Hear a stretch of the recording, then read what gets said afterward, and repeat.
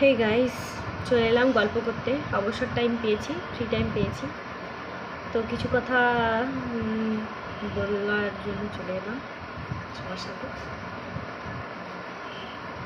জানি না কে কেমন নেবে কথাগুলো, তো এটা আমার জীবনেরই কথা। আর এখন আমি ওইটা ভাবি না যে কে কী ভাবলো, কে কী ভাবছে, কে কী করছে। আমি একা পারফেক্ট হব কী করে, কারণ নেগেটিভিটি চারিদিকেই আছে। তো একা যদি মনে করছি যে পারফেক্ট হবো না, এটা করবো না, ওটা করবো না, এটা নিয়ে ভাববো না, ওটা নিয়ে ভাববো না, তাতে দেখা যাচ্ছে যে আমার জীবনে আমি নিজেকে হারিয়ে ফেলছি। নিজের অনেক রকম সমস্যা চলে এসেছে।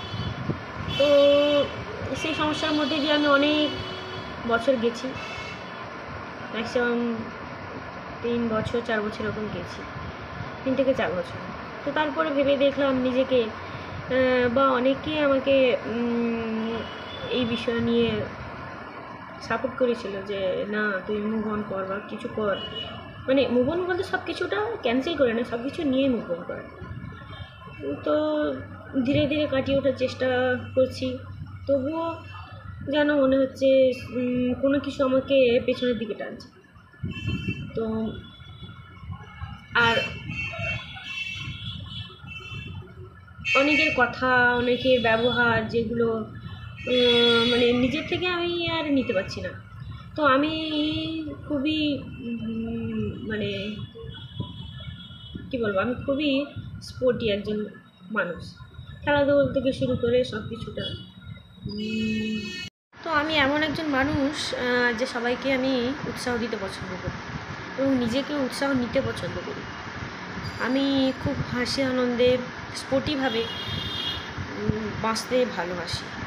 তো সবার জীবনে সমস্যা আছে, আমারও এসেছে, কিন্তু যখন সমস্যার মধ্যে দিয়ে আমি যাচ্ছিলাম তখন একটা জিনিস আমি মিস করতাম এবং ভাবতাম কি যে আমি আগে কেমন ছিলাম আর এখন কেমন আছি। বিভিন্ন রকমভাবে বিভিন্ন দিক থেকে ডিপ্রেশনে চলে গেছি।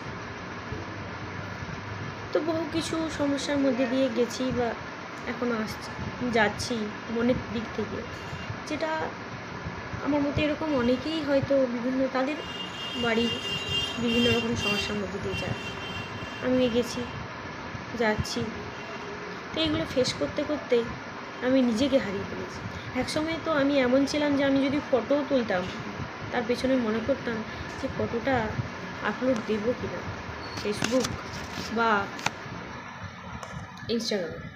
কারণ কেউ একজন যদি দেখে, মানে সবার কথা না, কেউ একজন মেনশন করে দিয়েছে, তার যদি খারাপ লাগে, মানে ফটো তুলতেও আমি ভয় পেতাম। মানে এমন একটা সিচুয়েশান এসে গেছিলো আমার জীবনে। বা ফোনে বাড়ির লোকের সাথে কথা বলবো কীভাবে, সেই বিষয়েও আমি ভয় পেতাম যে ফোন করবো এই সময়, যদি প্রবলেম হয়, বকাঝকা হয়। এমন একটা টাইম এসে অথচ আমি কাউকে কোনো দিন মানে তেমনভাবে যে কারোর জ্ঞান নিতাম বা নিতাম তা নয়, কিন্তু এমন একটা সিচুয়েশান, পরিস্থিতি, প্রেশারের মধ্যে আমি ছিলাম কয়েক বছর, যেটা ভোলার নয়। মানসিক দিক থেকে আমি ভীষণভাবে ভেঙে পড়েছিলাম আর টর্চার হয়েছিলাম বলতে গেলে। মানে এতটা মানসিক প্রেশার যা আমি আমার জীবনের 25 বছর কাটিয়ে এসেছি ছোটো থেকে আমার বাবা মার কাছে, সেরকম সমস্যা আমি কোনোদিনও পাইনি। তো সেগুলো মনে করে এখনও আমার সেই সব দিনগুলোর যেন মন থেকে রিগ্রেট ফিল হয় যে কী ছিলাম আর আমি কী করেছি, কেন করেছি। তো একটা চাহিদা থাকে সবার যে আমি যদি এক পা ভালোর দিকে এগোই, যার জন্য এগোচ্ছি সে যেন সামনে থেকে ব্যাক করে নিজের তোমার দিকে এগোয়। শুধু একার দ্বারা সামনের দিকে এগোলে যার জন্য এগোচ্ছ সে যদি পিছিয়ে পিছিয়ে চলে যায় তাহলে বিষয়টা আর একটু কঠিন হয়ে যায়। আমার সাথেও ঘটেছে এইসব ঘটনা। বহুদিন বহু রকমভাবে আমার লাইফস্টাইল আমি চেঞ্জ করেছি, কিন্তু মন থেকে খুশি খুশি তখনই হতো যদি খুশির চাওয়ার সময় খুশিটা পাওয়া যেত।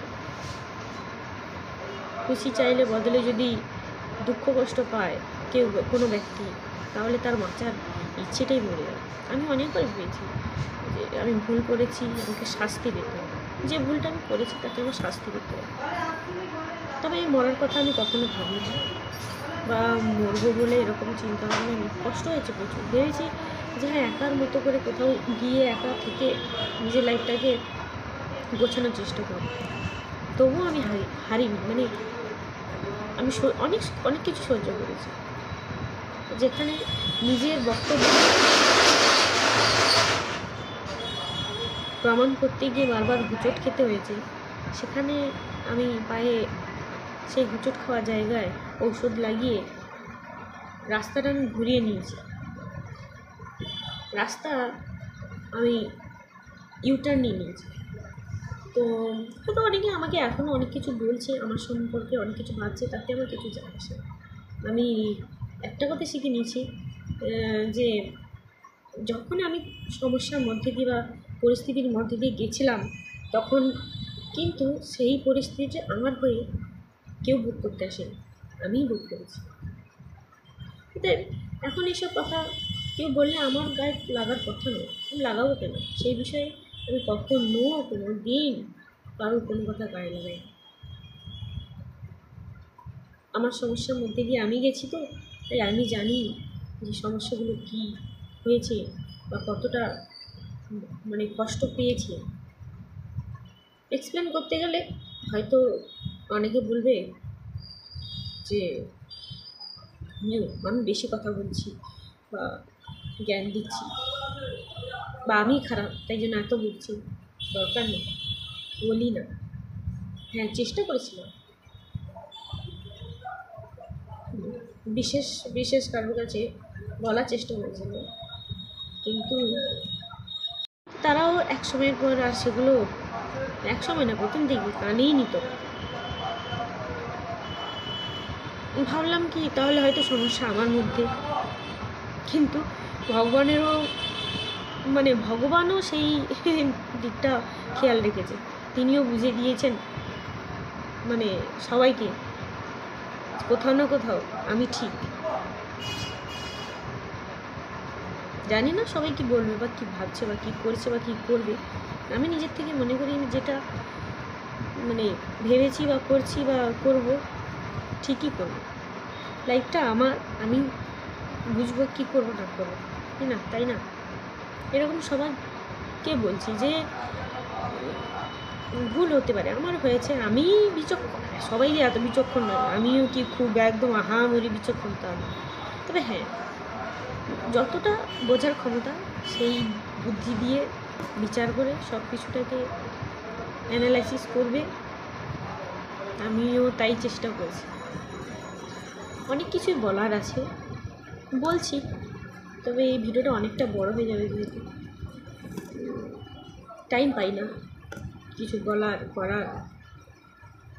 সেই কথা আমি ভাবছি যে একসময় আমি মানে আমার মতো মেয়ে ভাবতো কি ছবি তুললে পোস্ট করলে এই ছবিটা যদি দেখে ফেলে তাহলে কী হবে, বলবে কি তুই মানে, অথচ ভালোই ছবি, মানে বলবি কি না বলবে সেটা তারা হয়তো এখন বলবে যে কী বলবে, কিছুই বলবে না, বা কী এসে কী বা বলতো, কিছুই বলতো না, হয়তো এমনি বলছে। কিন্তু না, সেই সময়টা পরিস্থিতি খুবই আলাদা ছিল।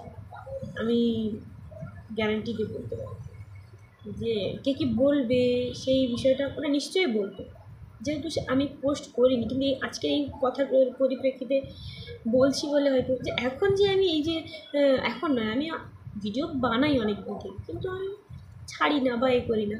কিন্তু এখন মনে হলো কি না, করি কাজটা, দেখি না কি করছি। অনেকেই কিন্তু ভালো চোখে নিচ্ছে বা এ করছে, কিন্তু তাতে আমার কিছু যায় আসে না। তবে আজকে যদি এই ভিডিওটা যদি সবাই দেখে থাকে, যারা নাক ছেটকায় বা এ করে, তারা যদি দেখে থাকে, তারা বুঝবে